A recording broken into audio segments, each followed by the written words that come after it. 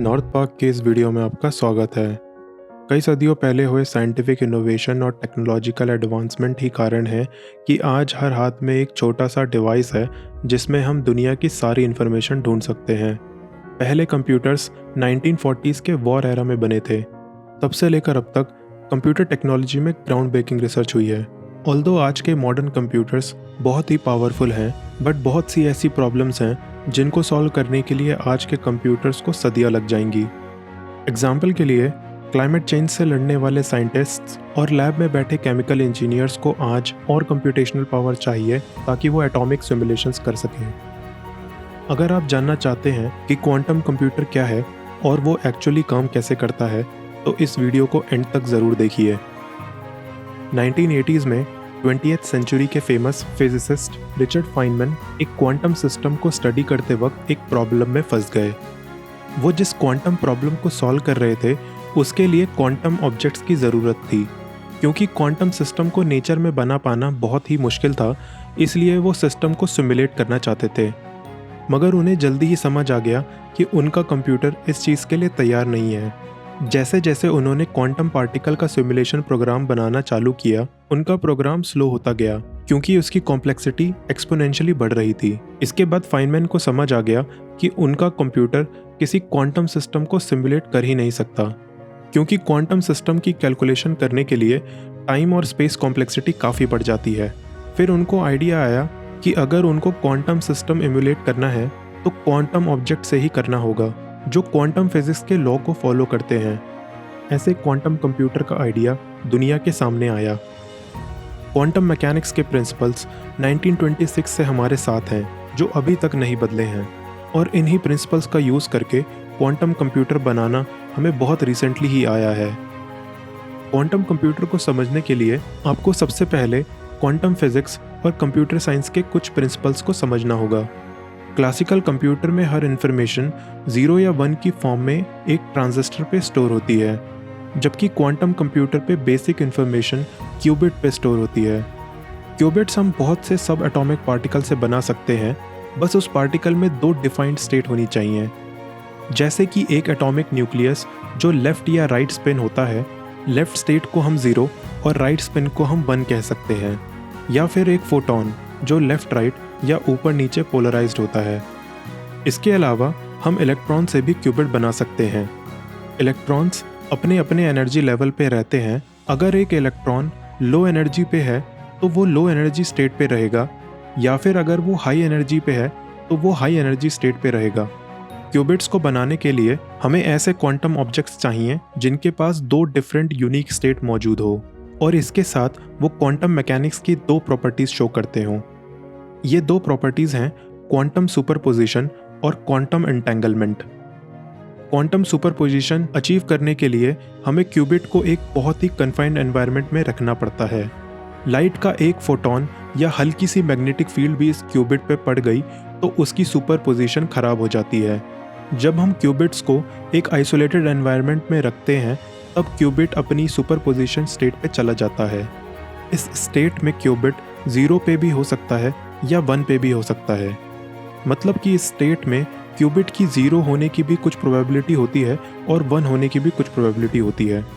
लेकिन जब हमें इस क्यूबिट को ऑब्जर्व करके ये पता लगाना होता है कि वो किस स्टेट पे है, तो हमें एक एक्सटर्नल फील्ड या लाइट इस क्यूबिट पे डालनी पड़ती है, जिससे इस क्यूबिट की सुपरपोजिशन स्टेट कोलैप्स हो जाती है और क्यूबिट 0 या 1 की फाइनल स्टेट पे आ जाता है।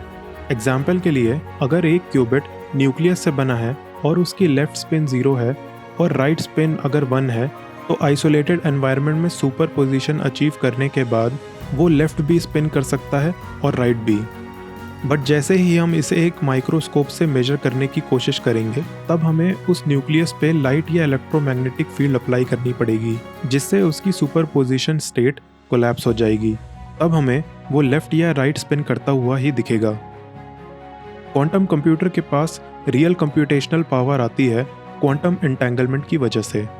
जब क्वांटम ऑब्जेक्ट्स स्पेस पे कुछ मूवमेंट के लिए एक स्पेसिफिक डिस्टेंस पे आते हैं, तब उनकी स्टेट इंडिपेंडेंट नहीं रहती और वो ऑब्जेक्ट्स एक साथ एक स्टेट को रिप्रेजेंट करने लगते हैं। जैसे कि अगर हमारे सिस्टम में 2 क्यूबिट्स हैं तो उन दोनों क्यूबिट को इंटैंगल करके सिस्टम की 4 पॉसिबल स्टेट्स होंगी, 0 0, 0 1, 1 0 या फिर 1 1। और अगर हम अब एक क्यूबिट को बढ़ा दें तो हमारे पास टोटल 3 क्यूबिट्स होंगे और हमारे सिस्टम की कलेक्टिव 8 स्टेट्स होंगी। इसी तरह 4 क्यूबिट से 16 स्टेट्स होंगी। यानी जैसे जैसे हम क्वांटम सिस्टम पे एक क्यूबिट ऐड करते हैं, सिस्टम की कंप्यूटेशनल पावर डबल होती चली जाती है।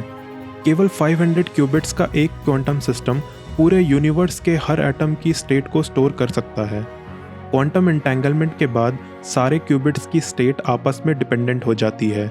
फिर चाहे हम क्यूबिट को बाद में एक दूसरे से अलग भी कर दें, तब भी मेजर करते वक्त अगर एक क्यूबिट लेफ्ट स्पिन कर रहा होगा तो दूसरा क्यूबिट राइट ही मूव कर रहा होगा।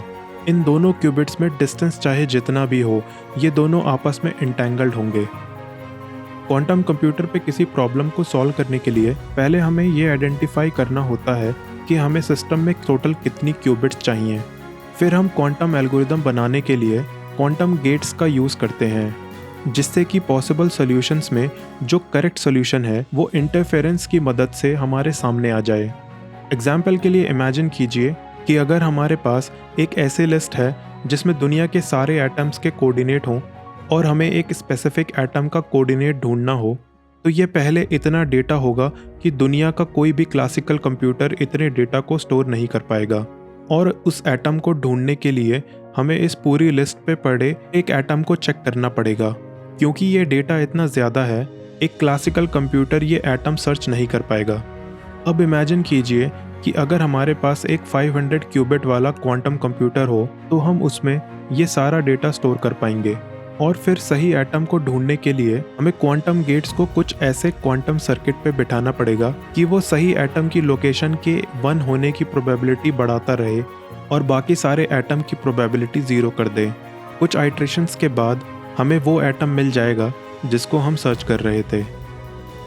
मैंने अपनी पिछली वीडियो में बताया था कि क्वांटम कंप्यूटर सिमुलेशंस में बहुत ही हेल्प कर सकते हैं, क्योंकि क्वांटम कंप्यूटर बहुत सारे डेटा को स्टोर करके बहुत ही एफिशिएंटली कंप्यूटेशन कर सकते हैं। अगर हमने 100-200 क्यूबिट का एक स्टेबल क्वांटम कंप्यूटर बना दिया, तो वो डिफरेंट फील्ड्स में ग्राउंड ब्रेकिंग रिसर्च करने में हेल्पफुल होगा। क्वांटम मैकेनिक्स से हम नए केमिकल, नए मटेरियल्स, नए सोलर सेल, नए सुपर कंडक्टर के फॉर्मूले ढूंढ सकते हैं। हम आज भी फर्टिलाइजर्स हेबर-बॉश टेक्निक से बनाते हैं। डीप डाउन ये भी एक क्वांटम मैकेनिक्स प्रॉब्लम है। अगर क्वांटम कंप्यूटर की मदद से हम कोई बेटर फर्टिलाइजर का फॉर्मूला बनाने में सफल हो गए, तो इसका मतलब $1 बिलियन इंडस्ट्री को डिसरप्ट करना होगा। इसलिए गूगल, IBM, माइक्रोसॉफ्ट जैसी बड़ी कंपनीज और बहुत सी स्टार्टअप्स क्वांटम कंप्यूटर बनाने की दौड़ में शामिल हैं। 2019 में गूगल ने क्लेम किया था कि गूगल ने क्वांटम सुप्रीमेसी अचीव कर ली है। इसको मैं फ्यूचर में आने वाली वीडियोस में कवर करूंगा। अगर आपको ये वीडियो पसंद आई तो ये वीडियो ज़रूर देखिए। इस वीडियो को लाइक करें और चैनल को सब्सक्राइब ज़रूर करें। मिलते हैं अगली वीडियो में। Thank you.